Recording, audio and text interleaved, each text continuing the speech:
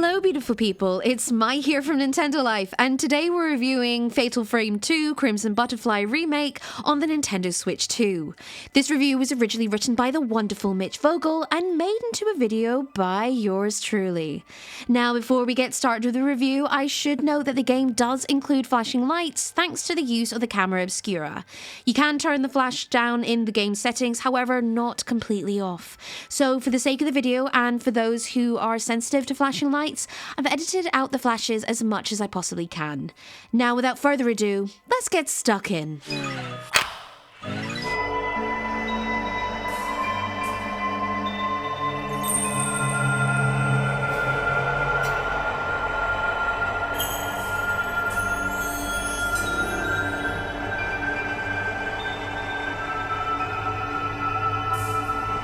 Though survival horror games like Resident Evil and Silent Hill have always taken up most of the spotlight of the genre, lesser-known franchises like Fatal Frame have quietly provided some excellent horror experiences for those willing to go a bit off the beaten path. Fatal Frame traces its roots back to the PlayStation 2, and whilst it's been over a decade since the last new release, on Wii U of all things, Koei Tecmo has been getting its feet wet in recent times by experimenting with some ways to bring back the old titles for modern platforms. The most recent of these is Fatal Frame 2 Crimson Butterfly Remake, a reimagining of the most popular entry in the series that brings it more in line with modern survival horror standards. It's not perfect, but there's a lot to love about this one, and it feels like a definitive improvement over the original. Fatal Frame 2 takes place in the creepy Minakami village, a decrepit and sorry place filled with spirits of the dead. Due to a tragic and freakish past linked to an occult ritual involving pairs of twins, the village itself vanished and now only reveals itself to people lost in the forest.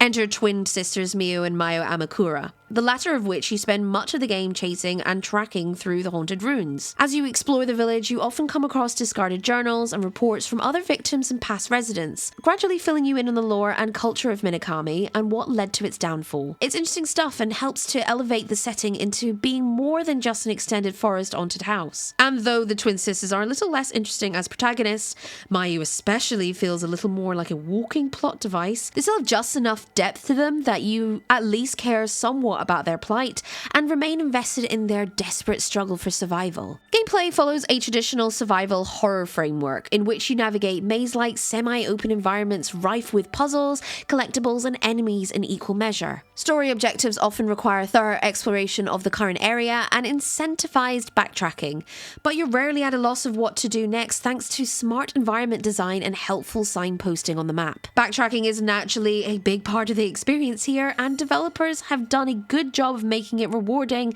by offering a steady stream of helpful pickups and thrilling new ghost encounters to keep things from feeling like you're just running in circles. A big part of what helps add to the spirit of the tension is the new camera, which tosses fixed camera angles for the over-the-shoulder system of Dead Space and Resident Evil 4. This makes all the narrow passages, crawl spaces, and dark alleyways feel much more oppressive as you move through the space with your character. And it adds some anxiety to instances where you can hear something stumbling about in the dark and frantically have to move your camera around to spot them. Plus, there's now a mechanic where opening a door or reaching for an item would trigger a brief sequence where you can often get jump scared by an unexpected ghost. Other additions for this remake include new locations and side stories, both of which are peppered into the original content in a seamless way. The new locales add a bit more density to the environment, while the side stories not only help to build out the lore, but also offer some extra gameplay content through equipable crystals that modify your stats for the combat encounters. The camera obscura takes center stage in combat, wherein you're tasked with getting the best close-ups you can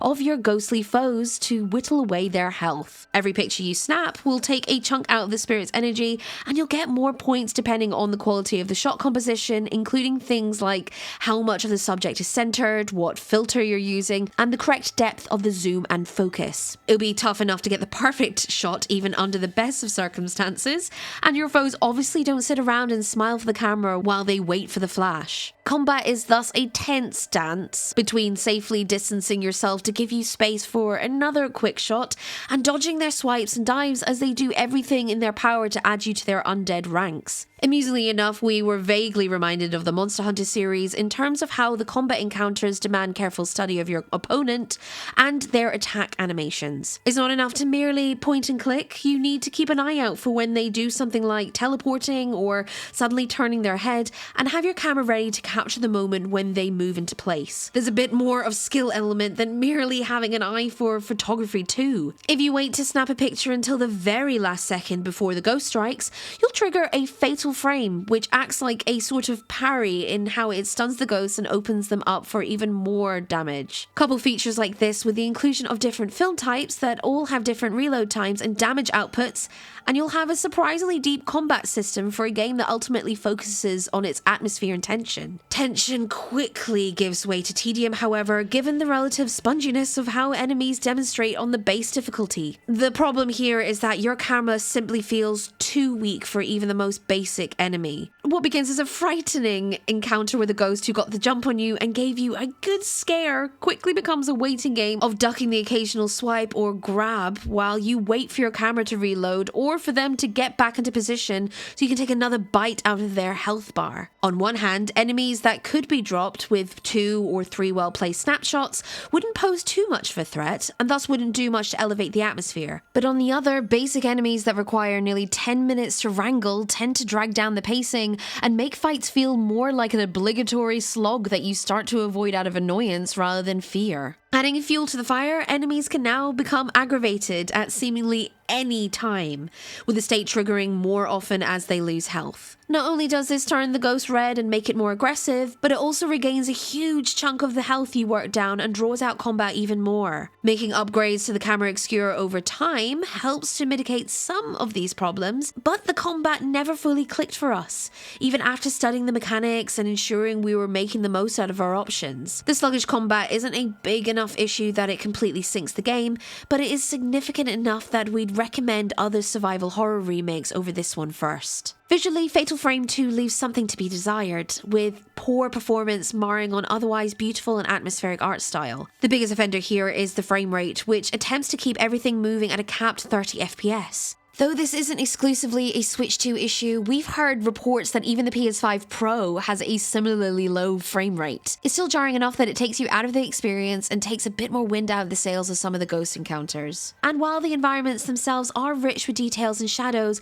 and a tremendous sense of tactility that the original lacked, noticeable pop-in further exposes the flaws of the engine this is running on. It just takes you a bit out of the moment when little things like cobwebs on the wooden beam show up a good few seconds after you've been looking at it, or when you're watching higher resolution textures load in about 10 to 15 feet in front of you as you're creeping through a field.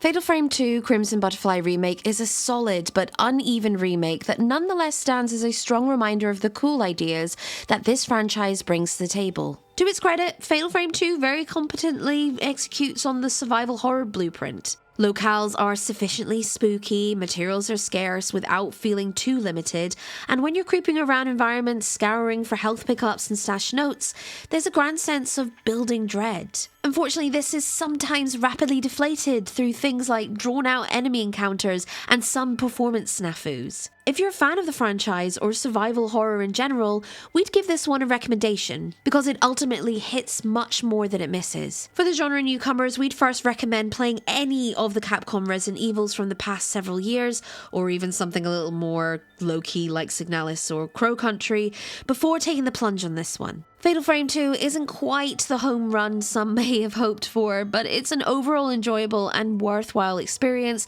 that we'd suggest picking up at some point. We here at Nintendo Life give Fatal Frame 2 Crimson Butterfly Remake on the Switch 2 a 7 out of 10.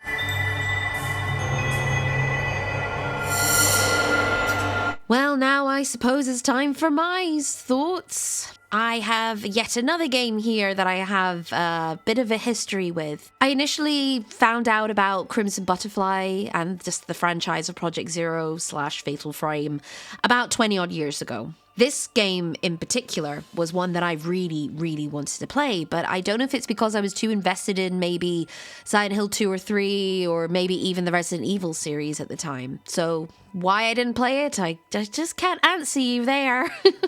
But now that I have been able to play it several decades on, I have a few things to say. I dived in, feeling incredibly excited and still a bit nervous because I knew I was going to be scared. However, I sadly turned the game off feeling somewhat disappointed, not scared, but mostly infuriated. Infuriated is a very strong word, but that's basically just how I felt. I had to rage quit maybe 1 or 2 times before jumping back into the game. I actually stopped halfway through a certain fight just so I could cool off with some Pocopia. I think the thing that frustrated me the most was the movement, the gameplay itself felt very sluggish. For me, it was just mostly the combat that got me really annoyed. Now, whenever I start up a game, any game, no matter what game it is, I always try and put it on the normal difficulty as the game's intended.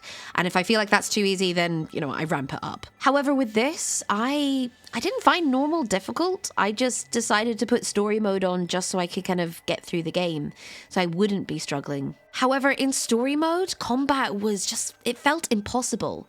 I fiddled around with the camera settings sensitivity, including the camera obscura sensitivity, and even then I found just aiming really difficult. I even put on the lock-on target, and even then it was just really infuriating having to do some of the fights. Granted, some of the fights I found difficult were the ones where I would be trapped inside a building, in particular in a tiny, tiny room. But even when I was outside and walking around the streets, some of them were pretty hard to kind of get around. Saying that, I am pretty proud of myself fighting a kind of floating lady wraith. That was great. I was very proud of myself. Alongside that, I felt the pacing was pretty slow with the game. I did play quite a few chapters, so I made sure that I actually had a sense of what the story was like, how the gameplay is, and I'm very aware that there's a lot of stealth, evading, and dodging involved within not just the combat, but also involved with kind of walking around the town. And there was a lot of walking around the town, I tell you that. But my thoughts aren't always going to be about complaining about a game, let alone a game that I've been waiting 20 years to play. I thought the actual setting of the whole thing was quite gorgeous. I couldn't help but compare it to the likes of Silent Hill 2 or even Silent Hill F, for example, not just because it's based in a little Japanese town or whatnot, but there was something about the kind of muted colors that really drew me in, especially with the rays kind of popping behind the kind of dark colors being quite blue, and being able to kind of run around and take pictures of not just the scary things, but also, well, blood or other horrible things or some nice things was a little bit refreshing. So I wouldn't say it's like a Pokemon Snap, but it was definitely an experience to say the least. As I've said, I am quite a few chapters in, so I'm probably going to try and give it my all to maybe complete it or at least do a couple more chapters, but that really depends on how I get on with this next fight I'm doing. I am currently stuck in yet another house where I'm fighting another wraith that will just not get off me or leave me alone. Yeah, it's a challenge, and I'm gonna try and complete that challenge, and I want to be able to say, hey, 15-year-old / whatever teenager-year-old you did it. You finally played that game and you finally completed it. I'm also not going to be completely scrapping the franchise as a whole just based on this game, though. I know there are a few other remakes of the other games and remasters, so I'm going to try and see what I can do with the other ones, especially as I have a couple of friends who absolutely adore the franchise. So I'm going to try and make them proud. Make teenager Mai proud as well.